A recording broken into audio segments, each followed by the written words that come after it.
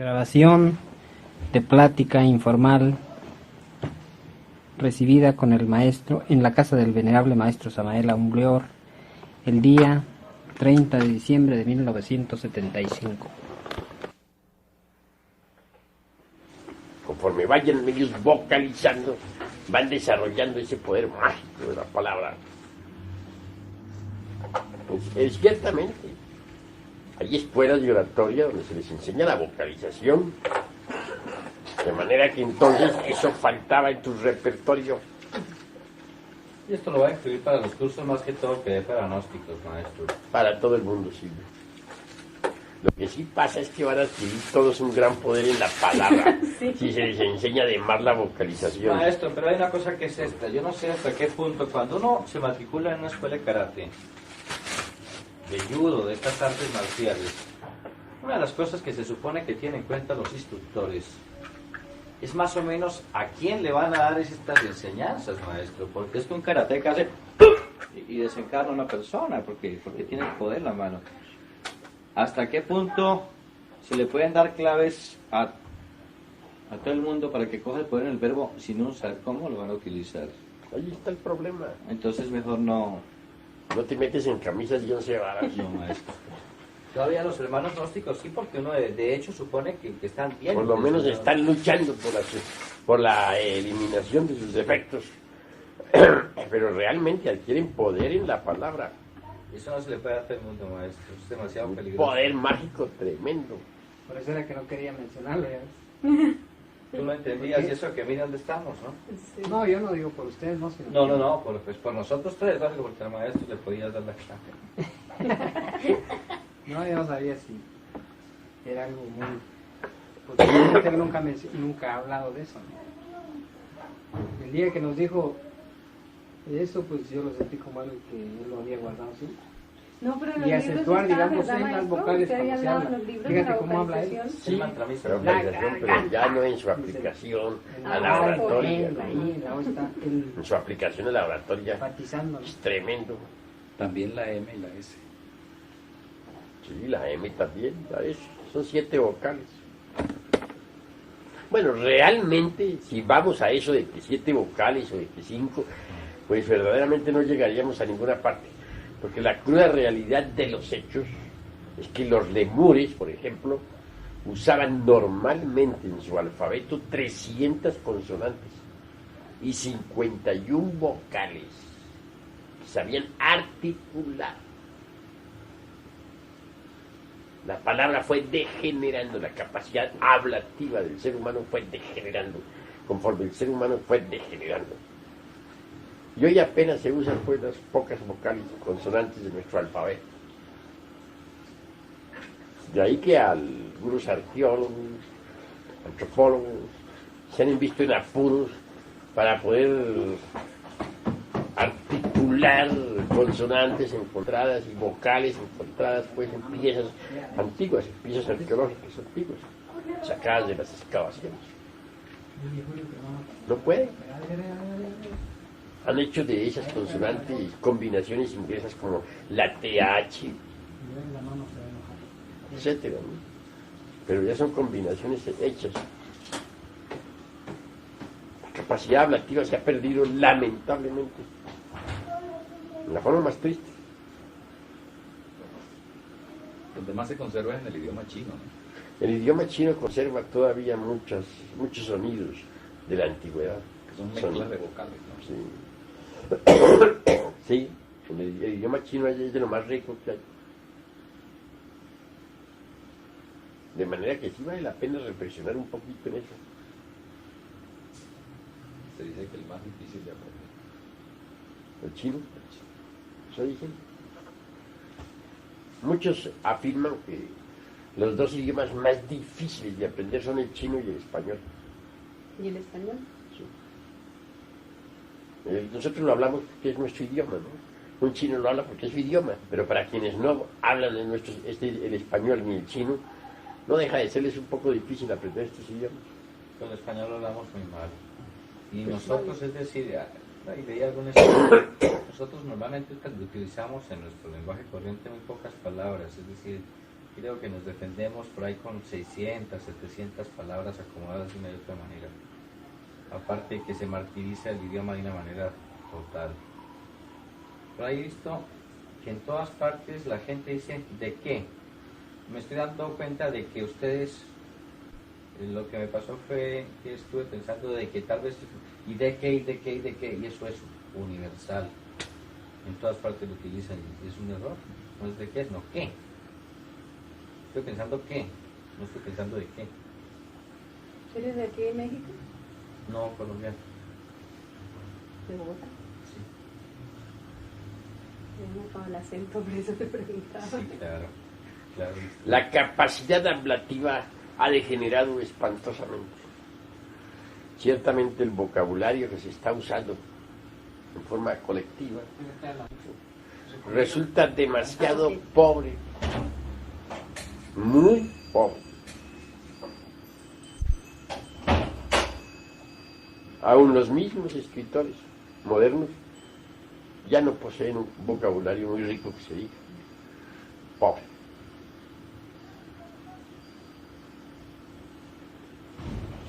Normalmente hoy en día se podrían usar 7 vocales.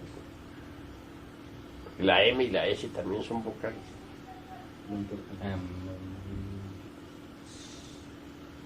Sí, la M es la S es, son vocales. ¿Sabes? Hay tantas cosas. Es como, por ejemplo, actualmente de todos los fenómenos de la naturaleza que se suceden a nuestro alrededor, tan solo es percibida una millonésima parte. Parece increíble, y no me estoy refiriendo a fenómenos metafísicos, sino físicos. Y que solamente una millonésima parte sea lo que se percibe. Indica eso el estado de conciencia tan dormida en que se encuentra la humanidad. Ustedes no tienen ni el 3%. Yo he anotado, por ejemplo, entre los fenómenos de la naturaleza, cosas que algunas veces las he comentado con algunos. He resuelto no volverlas a comentar. No las entiendo. Por ejemplo, yo conocí personalmente al mariscal de Gaulle, el general de Gaulle, general francés, durante la Segunda Guerra Mundial. Un hombre joven, estaba joven, cuando se levantó contra Hitler. No estuvo de acuerdo con el mariscal Pétain. El mariscal Pétain pues, le hizo el juego a Hitler. Y sí, que el mariscal Pétain consiguió pues que el Führer no invadiera la totalidad de Francia. El mariscal Pétain, no teniendo capacidad de resistencia suficiente como para poder derrotar a las fuerzas germanas, resolvió hacerle el jueguito ahí, ¿no? Jueguito político ahí, ¿no? Para que no bombardearan a París. Para evitar que se bombardeara París, que se acabara de destruir toda Francia. Por cierto, que le pagaron mal al mariscal Pétain. A fin lo sentenciaron a prisión perpetua. Ya desencarnó, sí, lo juzgaron por Dios. Pero bueno, lo que sí quiero decirles es que lo conocí joven, tan joven como podía estar yo. Y voy a comentarles algo que nadie me ha entendido jamás, nunca.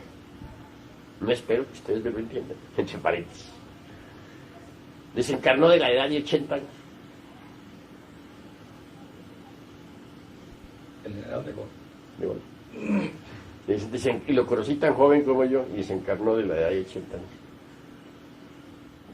Eso no puede ser registrado no espero que ustedes lo comprendan porque es imposible que las áreas del cerebro hechas para registrar eso estén funcionando en ustedes, no están funcionando. Siendo de mi misma edad, ¿cómo desencarna de la edad de 80 años? Permítame una aclaración, porque es posible que se medio comprenda, ¿no? O a lo mejor nos confundimos más. Pues sí. Yo estoy confundido, pero quisiera aclarar algo. Usted lo conoce en el momento de la Guerra Mundial. Sí. cuando él tenía lo que usted dice, su edad de Joven. No su edad hoy, sino estaban de la misma edad. Sí, Estaba de por allá 40 años. por allá por la época de 1939. Hace rato, ¿verdad? Joven. Sí, ya desencarnado por ahí 2 años. Y vino a desencarnar ya de 80 años, y lo conocí, joven. Jovencito. Matemáticamente diríamos, No hay por dónde. no hay por dónde. Es absurdo eso. Y les digo a ustedes, hay áreas del cerebro, las áreas para que registrar ese fenómeno no están funcionando en el cerebro humano. Pero usted lo conoció físicamente, maestro. Sí, de esa época. Físicamente. Y muere a la edad de 80 años. Un vejete que llegó a México, visitó México, un anciano ya. Y así transcurrió su vida normal, cronológica, bien. Su currículum vitae Él normal. Él llevó su horizontal perfectamente igual a cualquier ser Cualquiera. humano. Pues la única diferencia es que usted no ha llevado la línea horizontal como la llevan los demás seres humanos. Pues puede buscarle mucha escapatoria, pero eso no tiene una explicación lógica. Lógica no la tiene. Nada, de lógica no tiene nada. Ahora, no nos vayamos ahora al mariscal de gol, humanicémonos un poquito más entre nosotros aquí, situémonos con nosotros mismos. Por ejemplo, no hay nadie en el camino de la vida que no haya tenido compañeros de escuela, de colegio. Y no hay nadie en el camino de la vida que no haya visto a sus compañeros morir ya viejos. Y sin ocurrirse jamás qué pasó. ¿A qué edad murieron? Ya bien. Fulano de tal murió. Sutano murió. Sus nietos, bueno, ahí le acariciaban la calva. ¿Cómo puede ser posible si era compañero mío de escuela? Nunca se ha detenido una reflexión. Investíguenlo, reflexionenlo ustedes y verán. Yo conocí casos de familiares, como no amigos, y los compañeros de escuela, por ejemplo, los vi morir ya viejos. Los vi morir viejos. Y yo sigo vivo. ¿Cómo se explica eso? ¿Podrían ustedes explicarlo? ¿Tiene algo que ver con la energía vital que ellos desperdiciaron también? No, voy a decirles, realmente no me parece que ustedes puedan entenderlo. Porque hay áreas que no están trabajando. A ver, maestro. La vida... Hay áreas que no están trabajando. Yo- Para poderlo entender tendría que tener ciertas áreas que actualmente no están funcionando. La vida nuestra es una película. ¿Sí?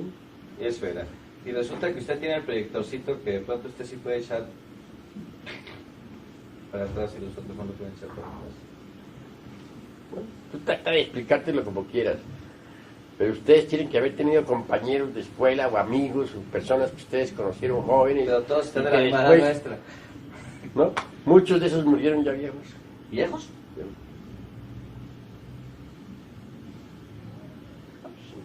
Por el árbol de la vida. Claro, vienen las disculpas de uno. Es que fulano de tal agotó la vida. Fue porque fue muy calavera. Porque se dedicó a los licores. Pero lo cierto fue que murieron viejos. Más viejo de lo que es uno. De lo que es uno. Y habiendo sido ambos de la misma, un poco más o menos de una edad similar en los colegios. Bueno, O sea, que si aquella persona amiga de uno murió a los 50 años y uno tiene 50 años, aquella persona murió a los 80. murió de 80. Ah, ese sí, no, ahí no le metimos muy bien. Sí, sí, y ¿sabe cómo lo han interpretado ustedes siempre? Que aquella persona se dedicó a los vicios, se dedicó al alcohol, se dedicó a las drogas, se degeneró y se envejeció y murió más pronto de lo mandado. O se envejeció más pronto de lo mandado. Esa ha sido siempre la disculpa.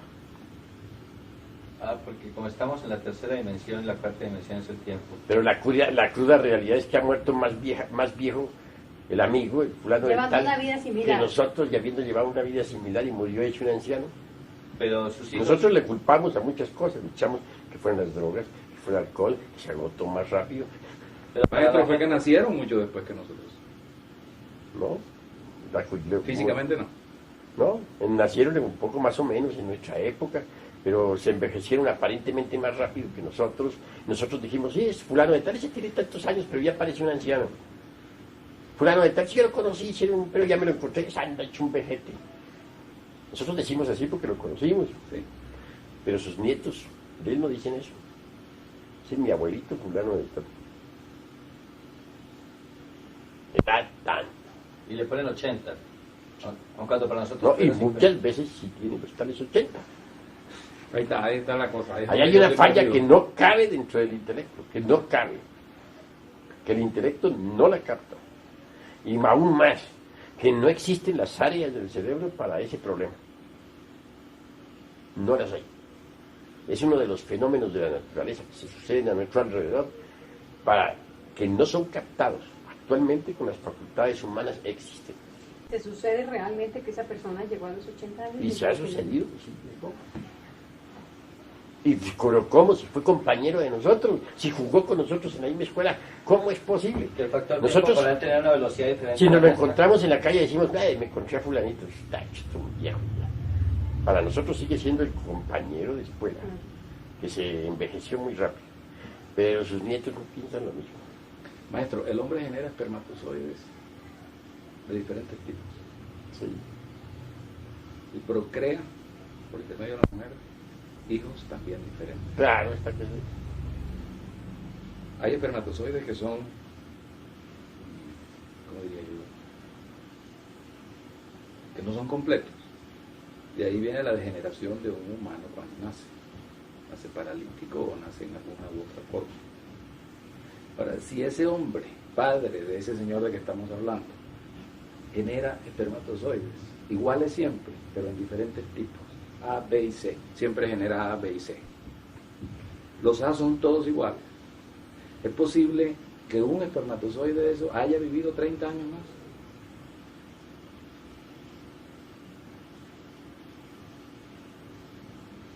Es posible. Mejor dicho, ya no refiriéndome al campo de espermatozoides, sino ya al hombre acá. Ahí hay un fenómeno que no podría yo trazarle una paralela, no podría ser esquematizarlo en forma alguna. No podría porque sencillamente no existen las facultades para poderlo percibir. Es una laguna en la mente. Voy a decirles otra cosa, otra laguna, para que vean ustedes. Estoy hablando de fenómenos que se suceden a nuestro alrededor y que no son perceptibles. Otro fenómeno. Si ustedes entran a las iglesias, a veces se encuentran ustedes mujeres ahí, hombres, en fin, de tal o cual forma, tal o cual figura. Muchas veces encuentro una beata que está rezando y esa beata se ha parecido a alguna santa por ahí de esas que hay de mármol, de palo, lo que sea, muy similar, tan similar que asombra. Eso lo puede haber observado una persona que entra a la iglesia, yo lo he observado, ver una persona ahí rezando, vestida de pronto con un hábito de la Virgen del Carmen, qué cosa así, ¿no? Pero muy parecida a una estatua que había de esa misma iglesia. Fíjate que... Bien. Llega uno a creer que esa persona que uno se ha encontrado es de carne y hueso. Y no lo es. Porque hay un fenómeno muy conocido desde la Edad Media y desde los tiempos antiguos, que es el de las estatuas vivientes. Determinadas estatuas se van cargando con los fluidos vitales de los devotos, de los fanáticos. Y se cargan tanto que llegan a impregnarse de la potencia vital de los devotos. Inclusive llegan a adquirir movilidad y hasta escaparse físicamente del lugar donde están. Y pueden ocupar un lugar, por ejemplo, entre los devotos, sentarse y arrodillarse y rezar y toda esa cuestión. Y luego volver la estatua volver otra vez esa figura a ocupar su puesto. Y son ganas y el milagro. Sí. Y la gente ve a esa persona ahí llorando y toda esa cuestión, ¿no? Y resulta que no es una persona de verdad de carne y hueso, es una estatua. Y lo que estoy diciendo es muy común. Por ejemplo, hay muchas tradiciones que dicen que la Virgen de Lourdes se escapa constantemente, hay veces que se escapa. La Virgen de Chiquinquirá que caminó, no sé Camina y se escapa, eso es muy conocido en magia. Eso lo conocen, lo saben hacer a voluntad los judíos, lo sabían hacer a voluntad los judíos de Praga. Ellos hacían una estatuilla de piedra, le ponían aquí la palabra Emet, la preparaban mágicamente, inclusive llegaban a manejarla y a mandarla a hacer tales o cuales cosas en distintos lugares, hasta robarla mandaban. ¿Sí? En las iglesias se hace ese mismo fenómeno de las estatuillas de Praga, de los barrios judíos de Praga. Pues se va cargando la estatua de fluidos vitales y llega a adquirir movilidad, vida, momentos mágicos en que se escapa, en que ocupa el lugar entre los fieles, y dicen a esta persona que es muy parecida a una estatua que vi allí, un santo. Sí, señor, es la estatua del santo, pero a nadie se le ocurre pensar que es la estatua del santo. Perdón. A nadie se le ocurre. Pero a nadie se le ocurre. ¿Por qué no se les ocurre? Aguantando frío. Porque están profundamente dormidas las conciencias. Yo sí las he descubierto. Estatuillas de esas clases. Permiso, maestro. ¿Cómo está? Muy bien, ¿y usted? Bien, muchas gracias. Pues me alegro, ¿qué ¿Cómo dice el le fue? frío? Ya está. Duro. Y se dice que para mañana a la noche va a ser mucho frío. Sigan sentados, por favor. Gracias. Yo Ahí sí. he descubierto estatuas de esas cosas. A mí no me ha asombrado. Pero sí he visto que todos los miembros de una iglesia, por ejemplo, con una estatua de esas ahí, arrodillada, hincada, el lugar ha quedado vacío. Y ninguno de los miembros de esa iglesia se ha dado cuenta de eso. Yo checando, y no estoy hablando de un fenómeno meramente psíquico, sino es algo físico. Si hubiera tenido en ese momento una máquina de fotografía, hubiera podido fotografiar el hecho. Pero también hay una ley que no me lo hubiera permitido, aunque mejor dicho me hubiera sido peligroso para él. Esa clase de fenómenos tiene guardianes elementales. Si los guardianes elementales se dan cuenta que uno está entregando ese secreto, pueden fulminar a uno. Y es magia negra, ¿no? Pues sí, no se puede entregar eso. Pero así, a mí me ha pasado de ver en una iglesia una persona ahí parecida a una estatua que había en la iglesia, rezando, orando, y que era la misma estatua. Había escapado por un momento y estaba ahí. Eso es justo la carrera que yo hubiera pegado. Y eso sucede normalmente en las iglesias. Y temo haber dicho demasiado eso. Temo, que de pronto van a descubrir ustedes una cosa de esas en la iglesia. Cuando la descubran, pues... Entonces eso explica el fenómeno de que tantas estatuas milagrosas y no sé qué. Que se escapan, se van. La Virgen de Lourdes se les iba a los curas por ahí, tenían que salir a buscarla. No, maestro, yo considero, por ejemplo, esta reunión como una tercera cámara. Sí. Primero estamos entre amigos físicos, hermanos. Y quiero decir algo más, a mí me llama mucho la atención. Hace un par de meses estamos en Caracas, vamos a la colonia Tobar, un sitio cercano a Caracas, hora y media. Basado en la poca experiencia, me llama don Julio Medina, maestro Garacuchini, y me dice: ven acá, vaya aprendiendo. Mire aquella hermana que está allá. Estaba a una distancia de unos 10 metros de donde estaba el maestro doña Lilia. Mary estaba un poquito retirada, como a 2 metros, y estaba yo, que me llama, me dice: mire aquella hermana, vea, ¿qué ve? Digo: esa es la hermana fulanita. ¿No le ve nada raro? Le digo: no, maestro. Me dijo: mírele los cuernos. ¿Le ve ese par de cuernos? ¿Le ve ese par de cachos en la frente? Le dije: maestro, ahora sí se lo veo. ¿Qué pasó, maestro? Que a partir de ese momento, luego viene doña Dili y se lo dice a Mary, los dos vimos la cosa al mismo tiempo. Y a partir de ese momento, para nosotros fue una defensa eso también. Haber aprendido a ver los cuernos de las personas. Porque cada vez que íbamos juntos a un cine o íbamos a un parque o donde fuese, Mary me decía, ¿viste quién pasó? O le decía yo, ¿te fijaste en aquel hombre o en aquella mujer? Y veo la cantidad de personas. Como fueron en otras vidas de fornicarios y que se nota ahora en esta vida. Bueno, eso puede ser no tanto como lo que usted dijo, pero en realidad son cosas que sí se pueden apreciar. En televisión se hace más patente eso, tal vez. La gente que aparece en televisión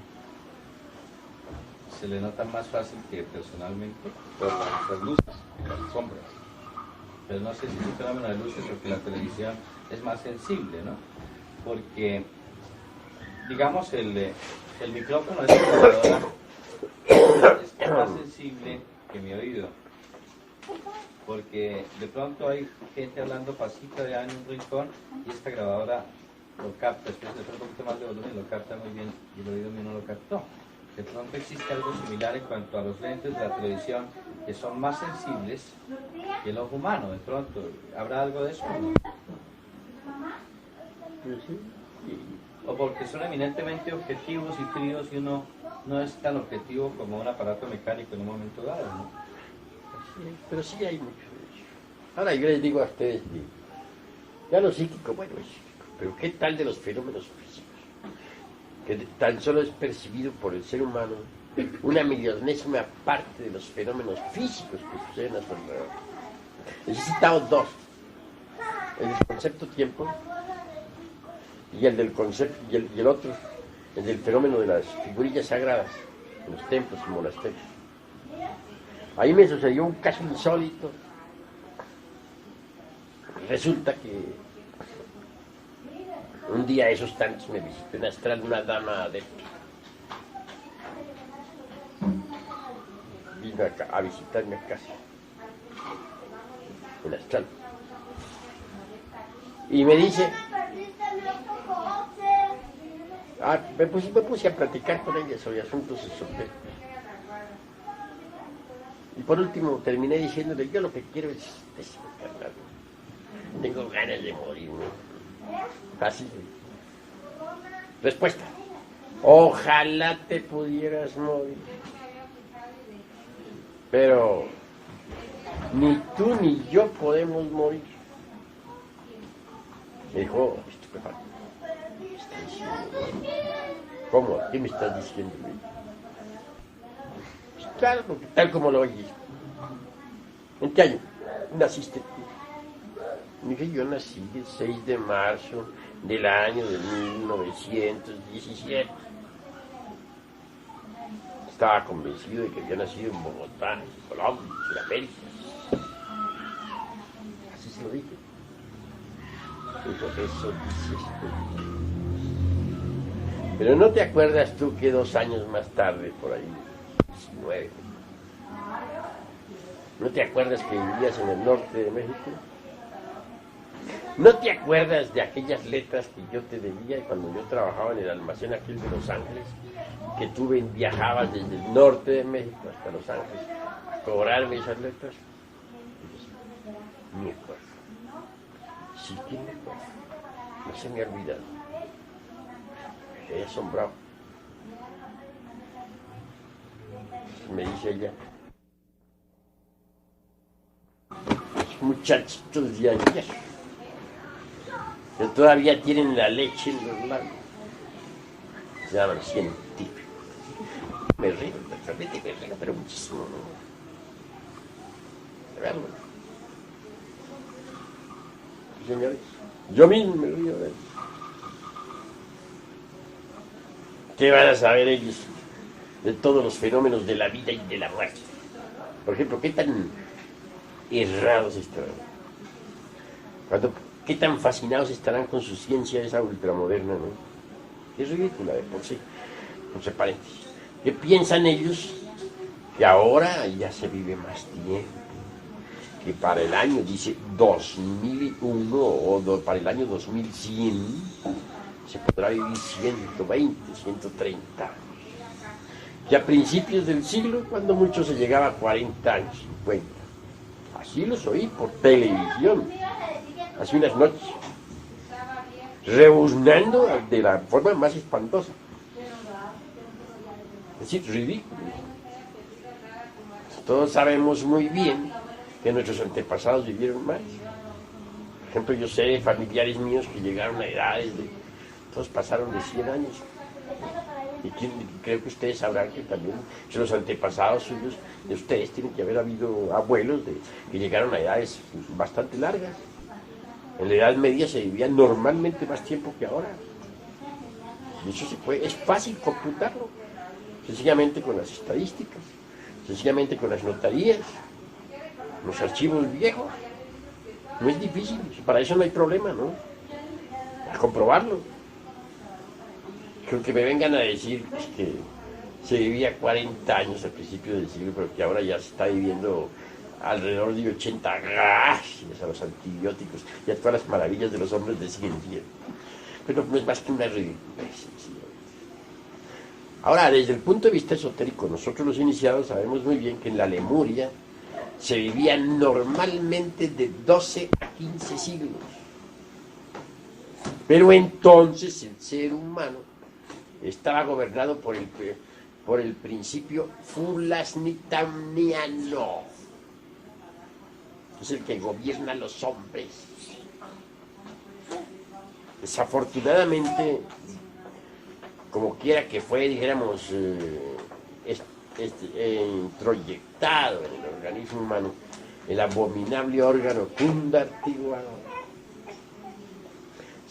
Las cristalizaciones de las malas consecuencias del citado órgano fueron un verdadero desastre. La conciencia quedó englobada o embotellada entre esas malas cristalizaciones.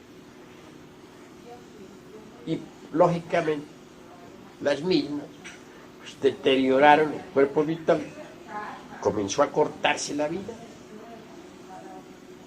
Y todas las facultades humanas se precipitaron por por el camino ese de la entropía, principio degenerativo que tiende a igualar a la larga todo, ¿no?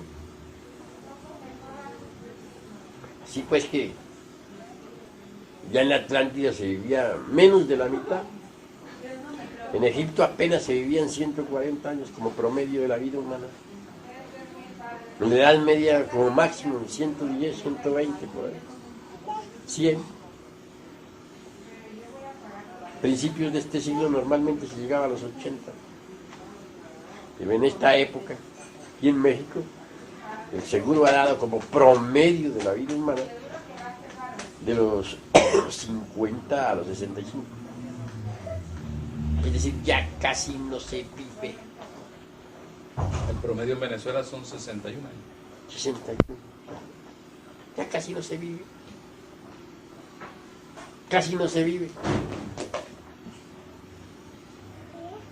Así pues que venir ellos a decir que ahora es cuando más se vive, pues ahí se ve el estado de, dijéramos, de inconsciencia en que se encuentra, tan terrible. Ahora nosotros tenemos procedimientos, en nombre de la verdad los tenemos, para vivir más allá de lo normal. Y yo les soy sincero a ustedes, yo soy un hombre que estoy viviendo más allá de lo normal. Ustedes dirán que cómo es posible. No, sí se lo puntualizo. El cerebro que estoy utilizando para pensar estuvo 4.000 años hecho un sarcófago de Egipto. Es con el que estoy hablando. La cabeza que tengo, con la que estoy usando, que uso para hablar, estuvo hecho un sarcófago. Y todo mi cuerpo actualmente está ya, mejor dicho, yo dejé el cuerpo vivo cuando me tocó, dijéramos, vivir en la dinastía de los faraones. Yo nací en Egipto, pero no morí en Egipto. No morí nunca. Mi cuerpo pasó a un sarcófago. ¿Nació por primera vez? Bueno, yo lo he hecho varias veces eso. Y ese cuerpo, así vivo, lo puse en estado de catalepsia y entré en un sarcófago. Digo catalepsia como para que ustedes me entiendan, pero es una ciencia más antigua que la de la catalepsia. Es como, por ejemplo, los hipnólogos actualmente usan el hipnotismo para poner en trance hipnótico a cualquier persona para dormirlo. Yo no uso el hipnotismo porque me parece demasiado pobre, muy incipiente, como para juegos de niños pequeños. ¿Qué uso yo? Otra ciencia superior a la del hipnotismo, con la que yo pongo en trance a cualquiera, lo desdoblo y lo vuelvo a doblar. Lo saco en astral y me voy con él. Viaje fuera del cuerpo. Pero claro, es una ciencia más. Lo mismo sucede con la catalepsia. Digo catalepsia, pero realmente es una ciencia que conozco y que es anterior a la catalepsia, más poderosa. ¿Usted era iniciado en ese momento ya? He sido iniciado desde hace varios Mahamantras. Él contribuyó a la creación de la Tierra como cosmocreador. Estuve entre los cosmocreadores. Desde la aurora, desde el momento en que la Tierra surgió del caos. Bueno, les estoy contando, concretando lo de Egipto. Mi cuerpo quedó ahí, catalepsia. Para ustedes me entienden. Sí. Está en una cripta subterránea. Hace como unos 4.000 y tantos años, desde la época de Kefren. Pero por esta época, pleno siglo XX, me estoy revistiendo con mi cuerpo egipcio. ¿Cómo? Mediante el intercambio atómico.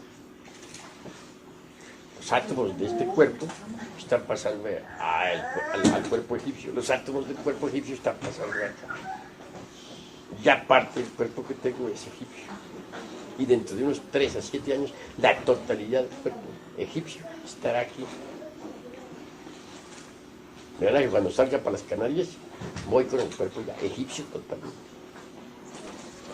Ya no llevo nada del cuerpo por acá. Mediante el intercambio atómico. La cuarta vertical. Y la electricidad. ¿Cambia su fisonomía también? Parcialmente. Ligeramente. Porque los átomos se acomodan al arquetipo vibratorio. Y eso me permitirá a mí poder realizar la gran obra. De lo contrario, ¿cómo? ¿De qué? Un trabajo tan largo. ¿Y qué pasa al tener usted después el cuerpo egipcio? Ya tengo parte. Por lo menos puede estar seguro que esta cabeza que ustedes ven, yo ahí la egipcia. Ya parte.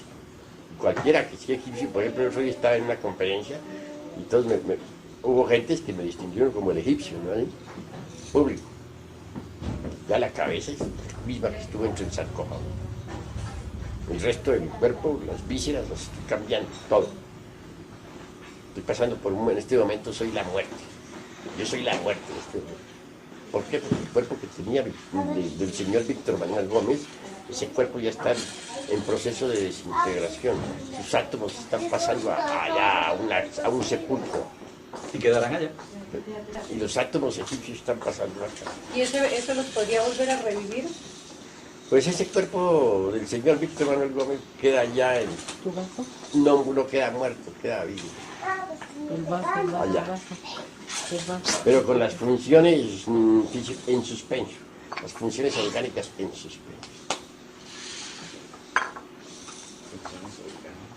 En suspenso. Ahorita se toman un negrito mientras está el güerito. O sea que quedan en estado latente. Está Ha sucedido con ese cuerpo de 4.000 años en estado latente. Así que se lo llama catalepsia. Muchísimas gracias. Déjame pasar.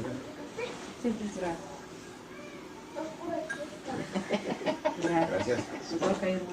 Acuérdate, señor Aristófanes.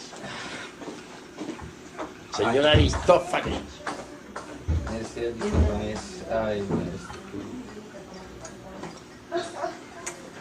De manera que si ustedes observan cuidadosamente, cierta apariencia aquí pues hace que la gente no se me asuste. Pero realmente soy la muerte. Pues maestro, yo sí me noté en esta avenida una cosa que no se había notado antes. Es un ángulo en la cara acá, que no se lo había visto en las anteriores venidas. ¿Sí es eso? Ese ángulo nunca se lo había visto. Claro, esta cosa. Un ángulo excelente. De manera que hay fenómenos de los antiguos egipcios, digamos una ciencia que los modernos ni remotamente sospechan. esta ciencia nos ha permitido a nosotros conservar nuestros cuerpos, y poder existir y salir con nuestros cuerpos del sepulcro para vivir entre los mortales en pleno siglo XX. No quiero decirles a ustedes que todos nuestros compañeros de Egipto hayan hecho lo mismo, pero sí existimos un grupo de hombres que dejamos nuestros cuerpos vivos, ¿no? Nuestros sepulcros, muy bien sellados, muy vivos. Somos un grupo. Maestro, qué relación tiene eso con las tragedias de que se hablan y las cosas terribles que han pasado a los arqueólogos que han cavado en las pirámides egipcias, en las tumbas en que han encontrado cuerpos perfectamente conservados? Se han desencadenado una serie de tragedias y cosas negativas para ellos. Pues sí, son gentes que han llegado a profanar nuestros sepulcros. Y entonces han muerto. Buenas noches. Básicamente. Buenas noches. Licenciado.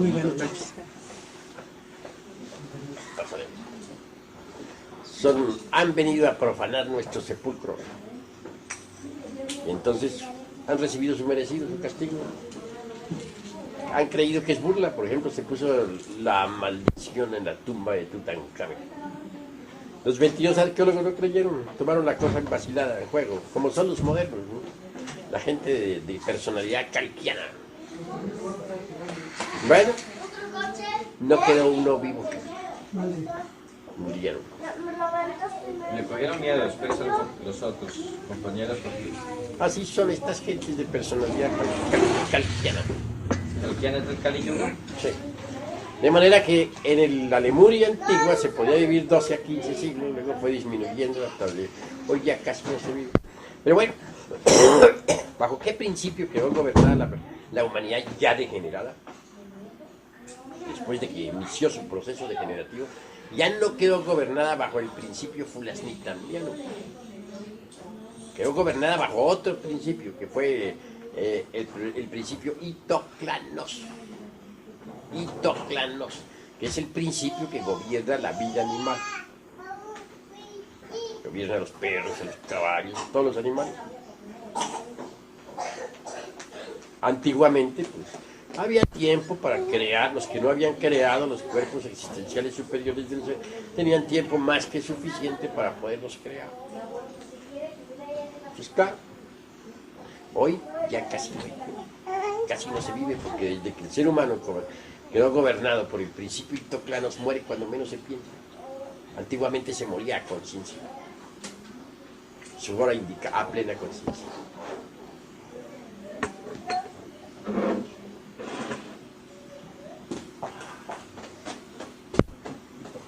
Pero vean si es triste. Muchas gracias. Muchas gracias. Si es triste que actualmente el humanoide, ser humano, dependa del mismo principio que gobierna a las bestias, el principio itoclanos, que ya no esté gobernado por el principio fulasnitamiano. Eso es tristísimo,